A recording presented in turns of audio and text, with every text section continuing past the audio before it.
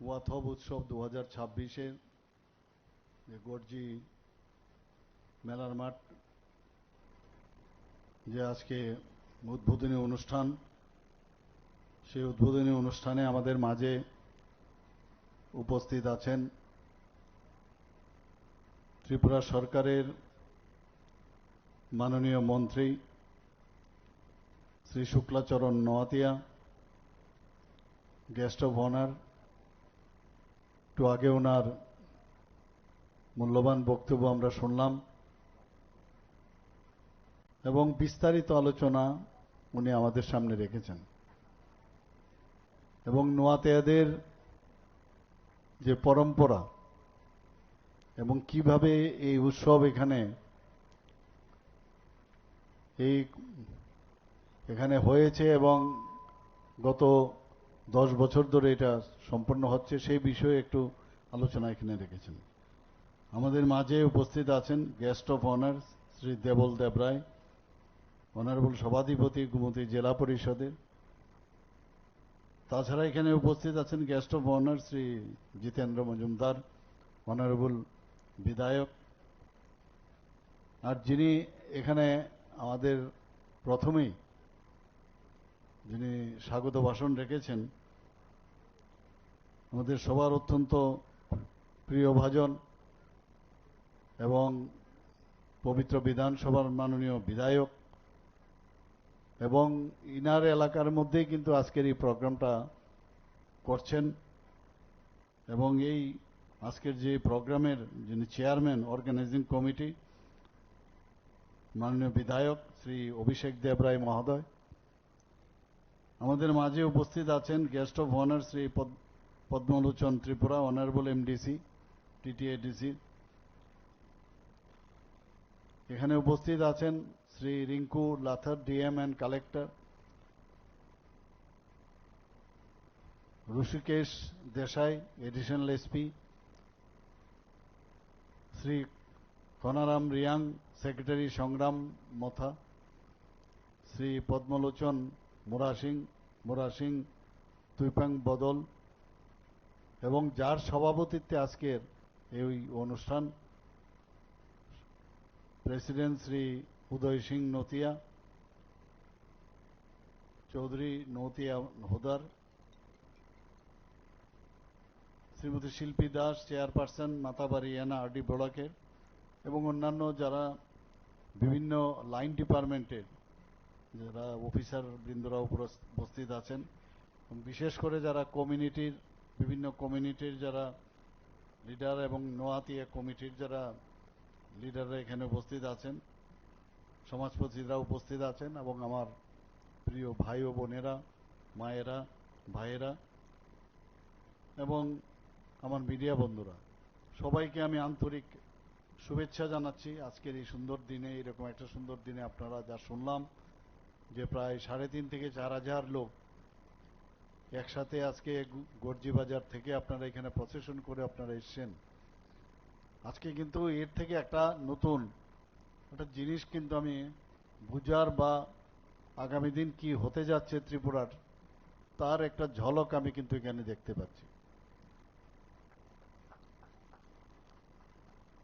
এই 10ম রাজ্য ভিত্তিক লামফ্রা ওয়াথব উৎসবকে সামনে রেখে যেভাবে জাতি জনজাতি মিলে, বিশেষ করে আমি অভিষেক বাবুকে আমি ধন্যবাদ দেব, উনি যেভাবে শতপ্রণোদিত হয়ে এই উৎসবকে যাতে আরো বলিষ্ঠভাবে সেটাকে সমাপন করা যায় বা সেটাকে শুরু করা যায়, শুরু এবং সমাপন, যে 2 লাখ টাকার বাজেট ছিল, 1.5 থেকে 2 লাখ, সেখান থেকে বাড়িয়ে প্রায় 8 থেকে 9 লাখ করে সেটাকে সুন্দরভাবে করা যায়। আমি এর জন্য ওনার যে উদ্যোগ, তার জন্য আমি ধন্যবাদ দেব। এবং একটা জিনিস, এর মধ্যেই কিন্তু আমাদের বেঁচে থাকতে হবে। আমাদেরকে নিয়ে অনেকে নানাভাবে চেষ্টা করে কিভাবে তুমি আমি আপনারা তোমরা এই ধরনের যে একটা বিষয়, আমরা সবাই এটাই ইম্পর্টেন্ট। এবং এই যে আমরা যে এই বিষয়টা কিন্তু আজকের এই যে প্রসেশনটা হলো এবং এখানেও 4টে থেকে এখন অবধি আপনারা বসে আছেন, এর মধ্যে শক্তিই আলাদা, এর মধ্যে যে শক্তি এবং ইউনিটি ইন ডাইভার্সিটি, তার থেকে বড় শক্তি আর কিচ্ছু হয় না। যে আমার কোনো সমস্যা হলে আমি আনন্দেও যেমন থাকবো, এবং যখন সমস্যা হবে সমস্যাতেও আমি থাকবো, এবং এটাই বলে ইউনিটি। এখানে আজকে যদিও এটা নোয়াতিয়াদের একটা, নোয়াদিয়া সম্প্রদায়ের ওদের প্রোগ্রাম, কিন্তু আমি এটা একটা আলাদাভাবে আমি দেখলাম, যেভাবে অন্যান্য সম্প্রদায়ের সবাই এসে একসাথে হাত মিলিয়েছে। সত্যি এর জন্য আমাদের একটা গর্বের বিষয়। আজকে আমি সমস্ত ত্রিপুরাবাসীকে আমি বলবো, এই ধরনের আমাদের মেলবন্ধন যেন সময় থাকে। এবং এই মেলবন্ধনের ভিতরে আমি নিশ্চিত যে আমরা যদি স্ট্রং থাকি, আমরা যদি শক্তিশালী হই, কেউ এসে আমাদেরকে উল্টোপাল্টা বোঝানোর চেষ্টা করলেও লাভ হবে না। আমি আজকাল বিভিন্ন জায়গায় যাই, বিশেষ করে জনজাতিদের যে কোনো প্রোগ্রাম, যে কোনো জায়গায় হোক আমি যাওয়ার চেষ্টা করি। এখনো আমার বোঝার অনেক বাকি রয়েছে, এবং প্রতিটি সম্প্রদায়ের, ত্রিপুরা রাজ্যের জনজাতি গোষ্ঠীর, তাদের এত সুন্দর ইতিহাস, এবং সেই ইতিহাসকে মুছে দেওয়ার যে চেষ্টা ইতিহাসেও যেমন রয়েছে, বর্তমানেও রয়েছে। এবং সেই যে আস্তে আস্তে করে বহু জনগোষ্ঠী তাদের কিন্তু আজকে হারিয়ে যাওয়ার পথে। এখানে নোয়াতিয়া গোষ্ঠীর প্রায় যা বলা হয়েছে সারা ত্রিপুরাতে প্রায় 14 থেকে 15,000 আছে। এরকম অনেক জনজাতি গোষ্ঠী আছে মাত্র 1000, 1200 এরকম, আরো কম আছে অনেকগুলো। এবং এই জনজাতি গোষ্ঠীর মাননীয় প্রধানমন্ত্রীজি বারবার বলছেন যে সোসাইটির একটা বিশেষ একটা এলিমেন্ট আমাদের জন্য এই জনজাতি গোষ্ঠী। সারা ভারতবর্ষে ওনাদের যদি পার্সেন্টেজ হিসেবে আমরা দেখি খুব নগণ্য, কিন্তু আপনারা ভাবুন যে ওনাদের মান উন্নয়ন, আর্থসামাজিক উন্নয়ন, ওনাদের এডুকেশনের দিক দিয়ে উন্নয়ন, সব দিকে উন্নয়নের যে চেষ্টা, সেটা মাননীয় প্রধানমন্ত্রীজি করছেন। প্রথমে আপনারা ভাবুন, আমাদের যে সরকার যখন অটল বিহারী বাজপেয়ী ছিলেন, তখন জনজাতিদের একটা সিম্পল একটা লেজ মত বলা যায়, লেজ একটা ছিল, একটা যে কোনো একটা মিনিস্ট্রির সাথে যোগ থাকত। উনি আসার পরে জনজাতিদের উন্নয়নের জন্য আলাদাভাবে এই ডিপার্টমেন্ট করেছেন। আর এখন মাননীয় প্রধানমন্ত্রীজি সেই উন্নয়নকে আরো কিভাবে ত্বরান্বিত করা যায়। আগে তো এটা আনদেখা একটা বিষয় ছিল, ও জনজাতি বাদ দাও, এই ধরনের একটা মানসিকতা কিন্তু ছিল, সেটা সেন্ট্রালি হোক, রাজ্যেই হোক, এবং সেখানে একটা ভোট বাক্সে পরিণত রেখেছিল। কোন রকম কিছুই নেই। আমরা দেখেছি কিভাবে তাদেরকে শিক্ষা দীক্ষায় অনুন্নয়ন রাখা যায়। তাহলে আমরা যেটা বলবো সেটাই বুঝবে ওরা, ওদের নিজেদের চিন্তা করার কোনো শক্তি থাকবে না। একটু আগে আমার পূর্ববর্তী বক্তা বলেছেন যে 2018-র আগে মাত্র 4টা এখানে যে residential, model residential, Eklavya model residential school ছিল। আমাদের সরকার আসার পর আমরা 21টা জনজাতিদের এরিয়া, প্রতিটা ব্লকে, এটার যে মেইন উদ্দেশ্য প্রতিটা ব্লকে একলব্য মডেল রেসিডেন্সিয়াল করা। এবং আমাদের ভারতের যে আমাদের যে সংস্কৃতি, সেটাকে মাথায় রেখে স্কুলগুলো করা হয়েছে। এবং আজকে এখানে 12টা শুরু হয়ে গেছে, 21টার মধ্যে 6টা আরো মার্চের মধ্যে শেষ হবে, আর বাকিগুলোও শেষ হবে। এবং তার যে ক্রাইটেরিয়া রাখা হয়েছে, যে মাননীয় প্রধানমন্ত্রীজি যেটা বলছেন, প্রতিটি ব্লকের মধ্যে এক একটা একলব্য স্কুল হবে। কিন্তু ব্লকে করতে গেলে যে ক্রাইটেরিয়া, সেই ক্রাইটেরিয়ার মধ্যে লেখা আছে 20,000 মিনিমাম জনজাতি থাকতে হবে, বা পপুলেশনের 50% থাকতে হবে। আমি এবার যখন দিল্লিতে গেলাম কয়েকটা জায়গায় আমি বললাম যে যে কিছু রিল্যাক্সেশন দেওয়া যায় কিনা, আরো 15টা একলব্য মডেল রেসিডেন্সিয়াল স্কুল করা যায় কিনা তার জন্য আমি দাবি রেখেছি। আমাদের সবসময় ইচ্ছা যে প্রতিটি গোষ্ঠী সবার সবকা সাথ সবকা বিকাশ, বিশ্বাস আর তার প্রয়াস। মিথ্যা কথা বলা আমাদের কোনো অবস্থায় আমাদের কালচারে নেই। হলে হবে, না হলে বলবো যে হবে না, এই সমস্যা আছে। এবং সত্য বলাটাই কিন্তু উচিত। মিথ্যা কিছুদিনের জন্য মিথ্যা বলে আপনাকে বিভ্রান্ত সৃষ্টি করতে পারবে, কিন্তু লং রান করা যাবে না। আর আমরা সেই কালচারের মানুষ নই। আমরা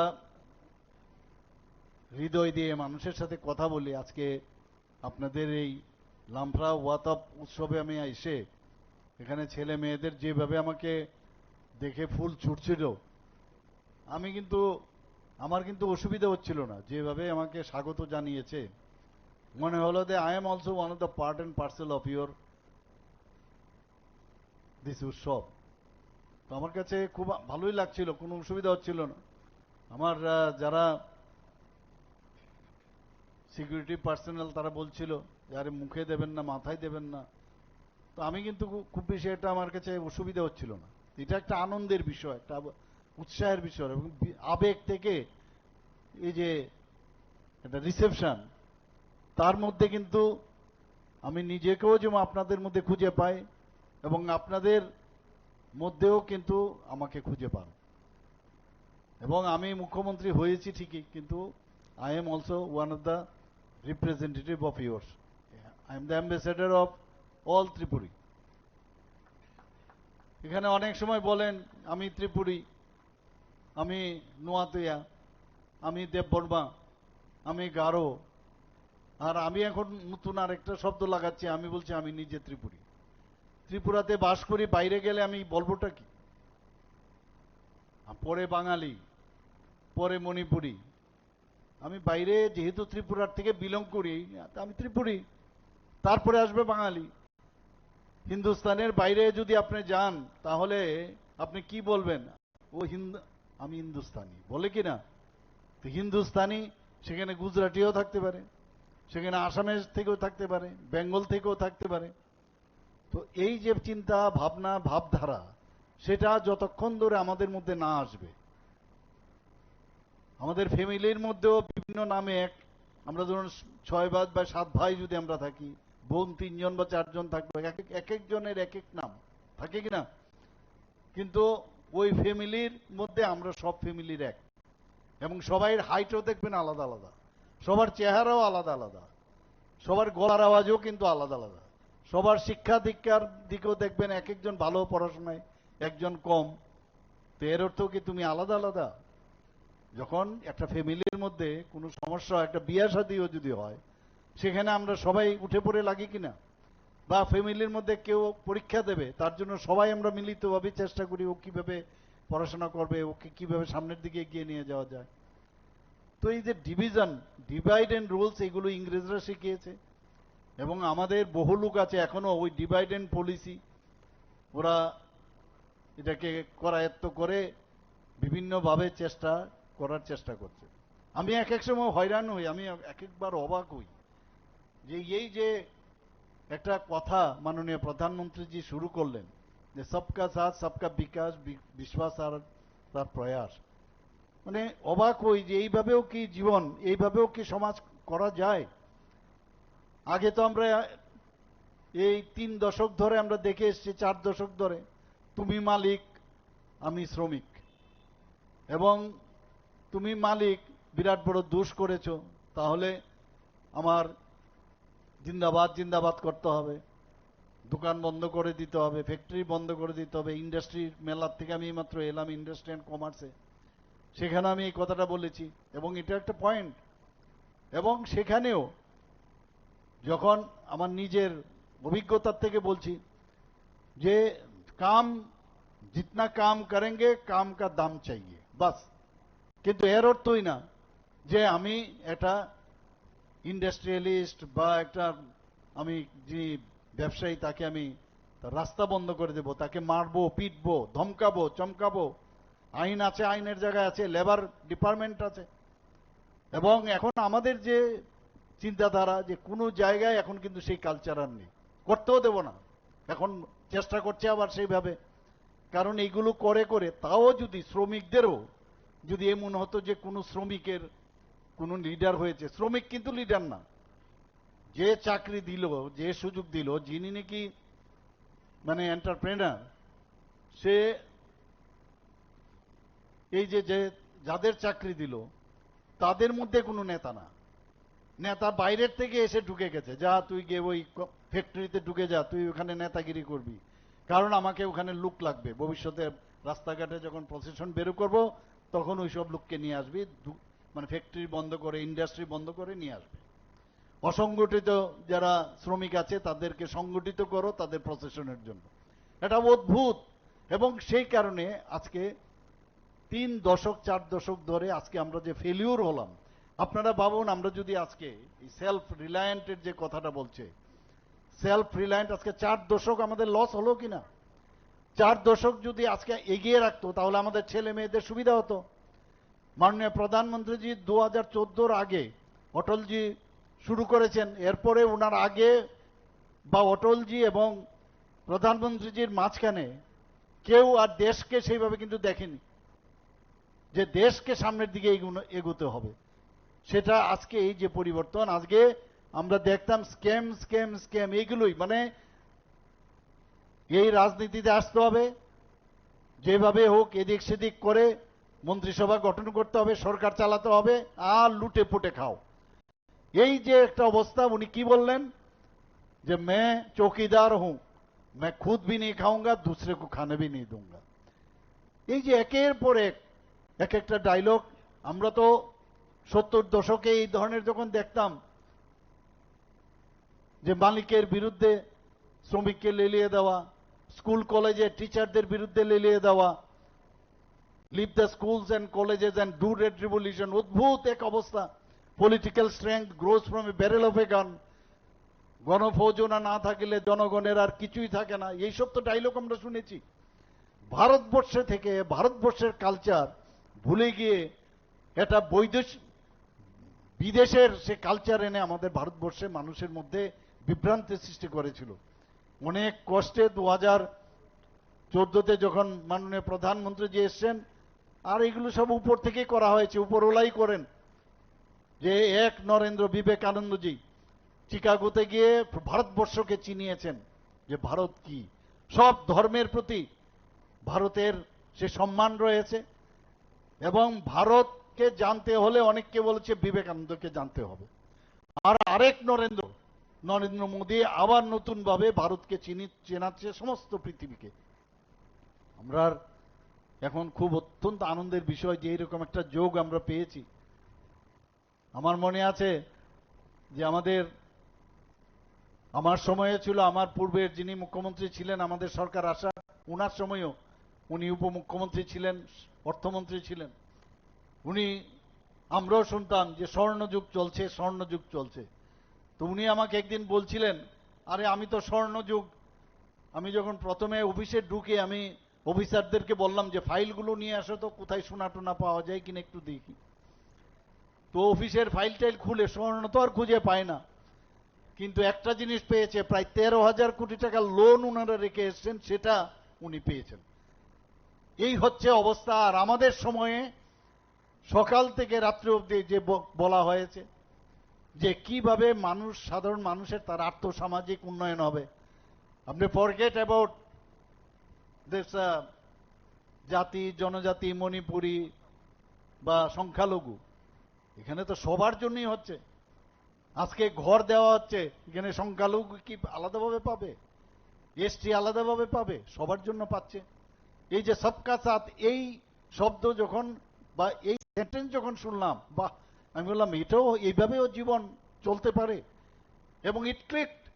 আজকে সমস্ত ভারতবর্ষের মধ্যে আপনারা দেখুন, যেখানে দিল্লির মতো জায়গায় 27 বছর পরে দিল্লিতে ভারতীয় জনতা পার্টির সরকার এসছে, মোদিজির সরকার এসছে, এখানে উড়িষ্যাতে এসছে, অন্যান্য জায়গার মধ্যে বারবার বলছিল বোধহয় মহারাষ্ট্রতে যাবে, রাজস্থানেও যাবে, মধ্যপ্রদেশেও যাবে, আর বিহারও আবার যাবে যাবে করে। এই যে গুন্ডার রাজ, এই লাল্লুর রাজ যে ছিল, সেখানে কি অবস্থা ছিল, সেখানে আজকে পর পর আজকে এনডিএ সরকার এসছে। এখন বাকি কোনটা রয়েছে? গঙ্গা তো উপর থেকেই বয়, সেটা শেষ কোথায় আসছে? বেঙ্গল। বেঙ্গলও আবার সেই সবকা সাথ সবকা বিকাশ বিশ্বাস আর তার প্রয়াসে আবার ওয়েস্ট বেঙ্গলও প্রধানমন্ত্রী নরেন্দ্র মোদীজির সরকার সেখানে গড়বে। এই সরকার গঠনের অর্থ এই না, আমি জানি এটা কোনো রাজনীতির কোনো ভাষণ না এখানে, এবং আপনাদের যে উৎসব এখানে কিন্তু রাজনীতির বাইরে। কিন্তু আমি সরকার হিসেবে আপনাদের বলছি যে আপনাদের এই যে আনন্দ উৎসব কখন করবেন? যদি দেশে শান্তি প্রতিষ্ঠিত থাকে, যদি একটা ফিল গুডের একটা ভাবনা চিন্তা থাকে। আমার ছেলে মেয়েদের তাদের রাত্রে 12টা 1টার সময় যদি যায় কোথাও, সে নিশ্চিন্ত মনে যেতে হবে, কোনো জায়গায় কিচ্ছু হবে না। স্কুলে যাবে তার সুযোগ থাকতে হবে, কলেজে যাবে কলেজে পড়ার সুযোগ থাকতে হবে। আজকে সেই সুযোগ সুবিধা তখনই হবে যখন দেশে শান্তি থাকবে, রাজ্যে শান্তি সম্প্রীতি থাকবে। আমরা সেই ব্যবস্থা আমরা করছি এখন ত্রিপুরাতে। আগে ভাবুন, আমি উদয়পুরেও হসপিটাল আমার এখানে পোস্টিং ছিল কোনো এক সময়। আগরতলা থেকে যখন আসতাম আমার মনে হতো সে পাহাড় দিয়ে আসবো, যে কখন যে কি হবে বলা মুশকিল। দুই দিকে বিশালগড়ের এইদিকে আগুন জ্বলছে, এইদিকে আগুন জ্বলছে, কিরকম একটা অবস্থা ছিল আপনারা ভাবুন। কোথার থেকে আপনি সুস্থভাবে চিন্তা করে আপনি কিভাবে ডেভেলপমেন্ট করবেন? এই দিনগুলো 80র দাঙ্গার কথা ভুলে গেলে চলবে না। প্রায় 2000 থেকে 3000 জাতি জনজাতি লোকের মৃতদেহের উপর দিয়ে কিন্তু আজকে আমরা এখানে বসে আছি। আজকে দিল্লিতে যখন শিখ দাঙ্গা হয় তাদের নিয়ে খুব হইচই, কিন্তু এই ত্রিপুরার মতো জায়গার মধ্যে এতগুলো লোককে আমরা হারিয়েছি, এতগুলো লোক খুন হয়েছে এখানে, তাদের বিষয়ে কেউ কথা বলছে না। দুঃখ লাগে। তাদের সময়ে এখানে জনজাতি গোষ্ঠীর বিশেষ করে তাদেরকে কিছু লোককে তাদের সৃষ্টি এই উগ্রপন্থী সৃষ্টি করা। এখানে আসবো কখন, কাকে ধরে নিয়ে যাবে, কাকে খুন করে নেবে, এবং তাদের সৃষ্টিকে এই যে ট্রেনের লাইনের বাইরে তাদের পরিচালিত করেছে। আমাদের সরকার আসার পর আজকে নর্থ ইস্টার্ন জোনে প্রায় 12টার থেকে 11টার মতো, 11টার থেকে 12টার মতো মৌ আমরা করেছি, অ্যাকর্ড করেছি মাননীয় প্রধানমন্ত্রীজির নেতৃত্বে, আমাদের যশস্বী গৃহমন্ত্রীজির নেতৃত্বে। আজকে নর্থ ইস্টার্ন জোনে শান্তি প্রতিষ্ঠিত হয়েছে। আগে আমরা যখন গুয়াহাটি যেতাম এক এক সময় ভয় লাগতো, গুয়াহাটি রেলওয়ে স্টেশনে না বোম ব্লাস্টিং হয়, আপনারা সবাই জানেন। নিরীহ মানুষ, তাদের প্রাণ চলে গেছে। ত্রিপুরাতে আমরা আজকে আগরতলা থেকে যদি উদয়পুর যেতাম 12 ঘন্টা 14 ঘন্টা 18 ঘন্টা লাগতো, এসকর্ট ছাড়া যেতে পারতাম না। এখানেও সেম। সাবরুমের অবস্থা তো চিন্তাই করতে পারবেন না আপনারা, কি একটা অবস্থা ছিল। আজকে এখানে বাজে প্রায় 10টা, এতক্ষণে বাড়ি চলে যেতেন আপনারা। কোথার থেকে এই প্রোগ্রাম করবেন? এই মায়ের গমন, দুর্গা পূজা, সরস্বতী পূজা, আপনাদের সমস্ত সংগ্রামা পূজা থেকে আরম্ভ করে যতগুলো পুজো হচ্ছে, আজকে শান্তি প্রতিষ্ঠিত হয়েছে বলেই মনের শান্তিতে আপনারা কিন্তু সবাই একত্রিত হয়েছেন, যে না আমার ভয় নাই, আমার ডর নাই, আমার কোনো চিন্তা নাই। কারণ আমাদের কেউ একজন গার্জিয়ান আছে যিনি আমাদেরকে, আমি বলছি না যে সব 100% আমরা করতে পারবো, কিন্তু আমাদের প্রচেষ্টা আছে কিনা। আজকে মেডিকেল কলেজ হয়েছে এখানে, এখানে ডেন্টাল কলেজ হয়েছে এখানে। আমাদের সময়ে মাত্র 8 থেকে 9টা আসন ছিল, আজকে এখানে 450টা আসন হয়েছে। বিডিএস এর মাত্র একটা আসন ছিল, 63টা আসন হয়েছে। বিএসসি নার্সিং এর একটা আসন ছিল।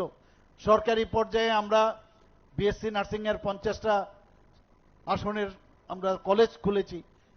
এখানে জিএনএম, এএনএম এবং pharmacy college, national law university, আমাদের ন্যাশনাল ফরেন্সিক ইউনিভার্সিটি, এখানে ন্যাশনাল সংস্কৃত ইউনিভার্সিটি, এখানে agriculture university, fishery university, veterinary college. কোনটা না আপনারা বলুন।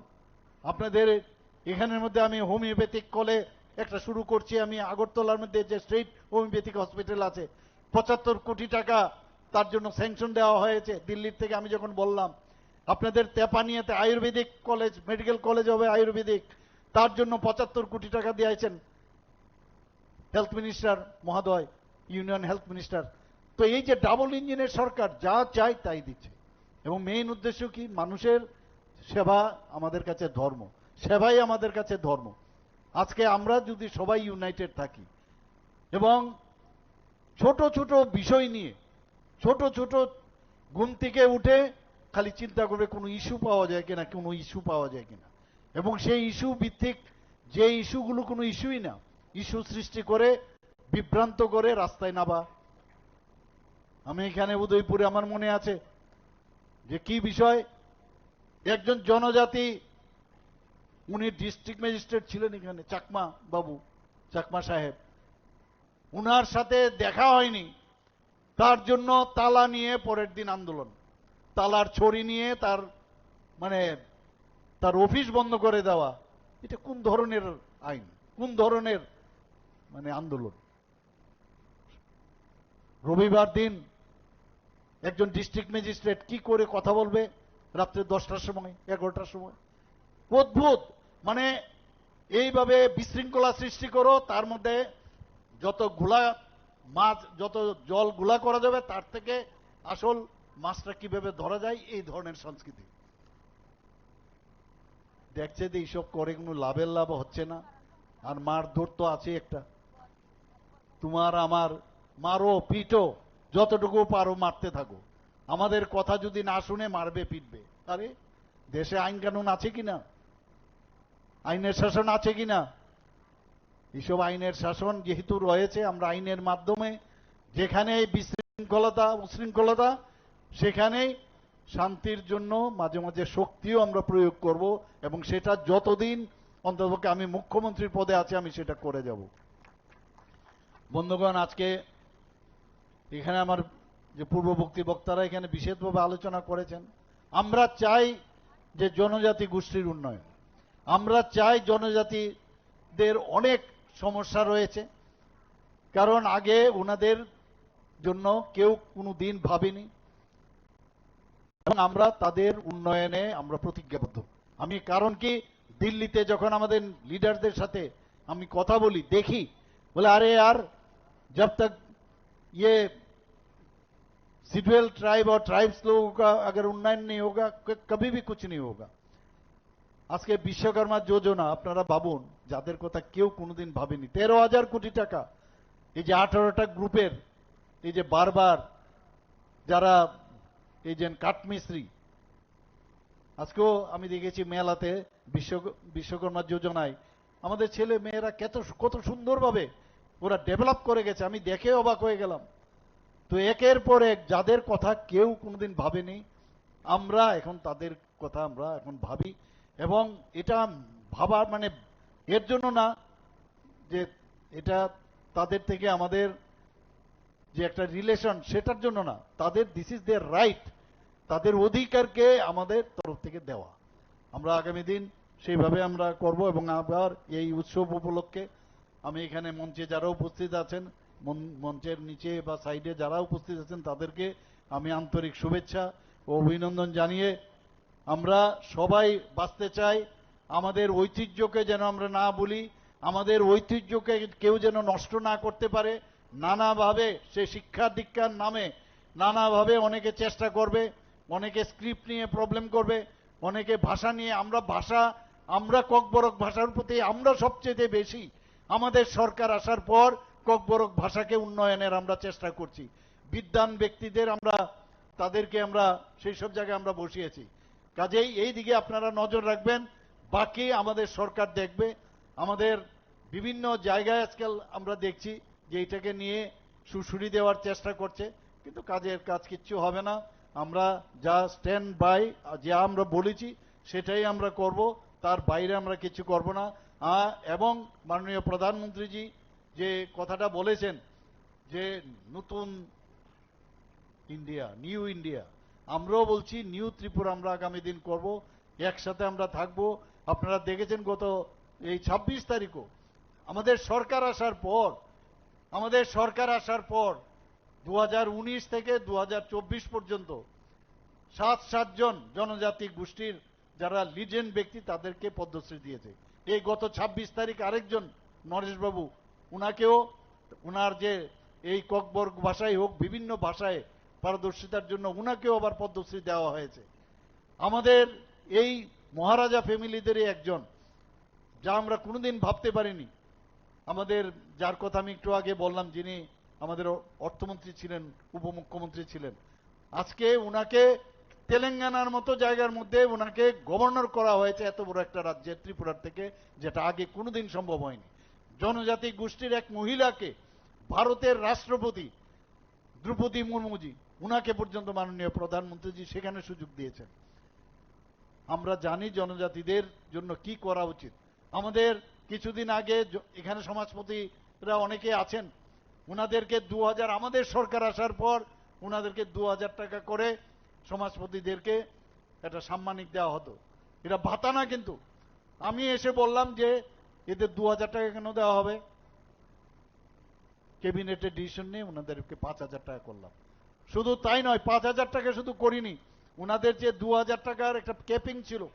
কেউ সামাজিক যদি সমাজের কাজ করে তো তারা অনেক সময় সার্কুলার ওয়েতে চলে, কেউ হয়তোবা সেখানে চাকরিতে থাকে, কেউ হয়তোবা পেনশনার, তাদেরকে দেওয়া হতো না। আমি বললাম উঠিয়ে দাও, এগুলো উঠিয়ে দাও। তাতে করে আমি দেখলাম প্রায় 13-14 জন পাবে। আমি বললাম যে 19টি জনজাতি গোষ্ঠী, তাহলে সবাই কেন পাবে না? ক্যাবিনেটের মিনিস্টার এখানে আছেন, উনি জানেন। আমি বললাম যে 19টি জনজাতি গোষ্ঠী, বললে যে না, ওদের সমাজপতি সিস্টেম নেই। আমি বললাম তো কেউ তো প্রধান হবে, কেউ চৌধুরী হবে, তাদের হেডকে আমরা দেব। এই 19টি জনজাতি গোষ্ঠীকে তো এবই। আরো ত্রিপুরাতে আপনারা শুনে মানে খুশি হবেন যে প্রায় 40+ জনজাতি গোষ্ঠী আমাদের ত্রিপুরাতে রয়েছে, মেবি মোর। আমি চিফ সেক্রেটারিকে বললাম সমস্ত ডিস্ট্রিক্ট ম্যাজিস্ট্রেটকে বলুন তাদের খুঁজে বের করতে, এবং উনাদের যে লিডার তাদেরকে 5000 টাকা করে দিতে হবে। আমাদের কিছুদিন আগে ক্যাবিনেটে আমরা ডিসিশন নিলাম যে সমস্ত সাব ডিভিশনে এবং ডিস্ট্রিক্টে আমাদের যে সেন্ট্রালের যে স্কিমগুলো আসে, আমরা যে স্টেটের যে স্কিমগুলো আছে সেইগুলো টিসিএস মর্যাদাপূর্ণ যে অফিসার, তাদেরকে শুধু তাদের যে স্কিমগুলো দেখার জন্য রাখা হবে, সেটাও আমরা ক্যাবিনেট আমরা ডিসিশন নিয়েছি। আমার মনে আছে আমার সাথে অ্যাথলেটিক্স করতো এই দেবভক্তি জমাতিয়া, সে ন্যাশনালি অনেক গোল্ড মেডেল পেয়েছে। আমার সেই স্টেডিয়ামে, বাদারঘাট স্টেডিয়ামে, যেহেতু শি ওয়াজ এন অ্যাথলিট, আমি নিজেও অ্যাথলিট ছিলাম, উনাকে এখন নেই এই পৃথিবীতে, মারা গেছেন, উনাকে সম্মান দেওয়ার জন্য ওর নামে এই যে ট্র্যাক বানানো হয়েছে, সিনথেটিক যে দৌড়ের যে ট্র্যাক 400 মিটার, উনার নামে আমরা করেছি। আমরা জানি কাকে কি সম্মান দিতে হবে। আবার এখানে উপস্থিত থাকার জন্য সবাইকে আমি আবার অভিনন্দন জানিয়ে, দুদিন আপনারা নিশ্চয়ই আনন্দ উপভোগ করবেন। আমি শুনলাম আগামীকাল এখানে আরো বেশি কালচারাল ইভেন্টস রয়ে গেছে। সবাইকে আবার আমি আমার ব্যক্তিগত তরফ থেকে, সরকারের তরফ থেকে হার্দিক অভিনন্দন, শুভেচ্ছা জানিয়ে আমার কথা বলা শেষ করছি। সবাইকে নমস্কার, হামবাই।